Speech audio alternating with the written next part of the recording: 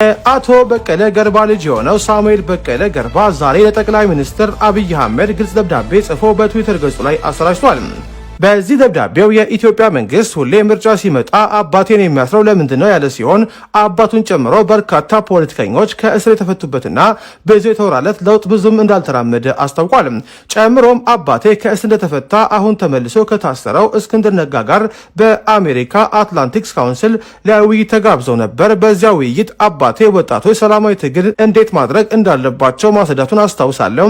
ይህንን እስክንድር ነጋም ደግሞታል። ሁለቱም በኢትዮጵያ ዲሞክራሲ እንዲሰ የቻሉትን ሁሉ እንደሚያደርጉ ገልጸው መልሰው ሊታሰሩ እንደሚችሉ ሁሉ ተናግረው ነበር ብሏል።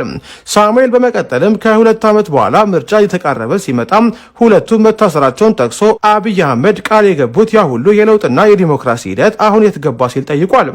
አቶ በቀለ ገርባ ከዚህ ቀደም 2 ጊዜ ምርጫ ሲቃረብ መታሰራቸውን ያወሳው ልጃቸው አባቱን ጨምሮ ሁሉም የፖለቲካ እስረኞች እንዲፈቱ ጥያቄ አቅርቧል። ደብዳቤውን ሲቀጥልም ኢትዮጵያ ባለፉት ጊዜያት በቂ አምባገነኖች ነበሯት። ይህ ደብዳቤ እርዳታ ለመጠየቅ ሳይሆን አገራችን ከገባችበት ችግር የምትወጣው አንጋፋ የፖለቲካ ሰዎች ታስረው በሚደረግ የብሔራዊ መግባባትና እርቅ አለመሆኑን ለማመልከት ነው በማለት አስረድቷል። ጨምሮም እኛ እንደ ቤተሰብ ባለፉት ጊዜያት ብዙ ስቃይ ደርሶብናል። እርሶም ራስዎን በእኛ ቤተሰብ ውስጥ አስቀምጠው ይመልከቱት። ይህ ነገር አንድ ቦታ ላይ ማብቃት አለበት። የሚያበቃበት ጊዜ ደግሞ አሁን ነው የሚል ሀሳቡን በደብዳቤው ላይ አይተናል።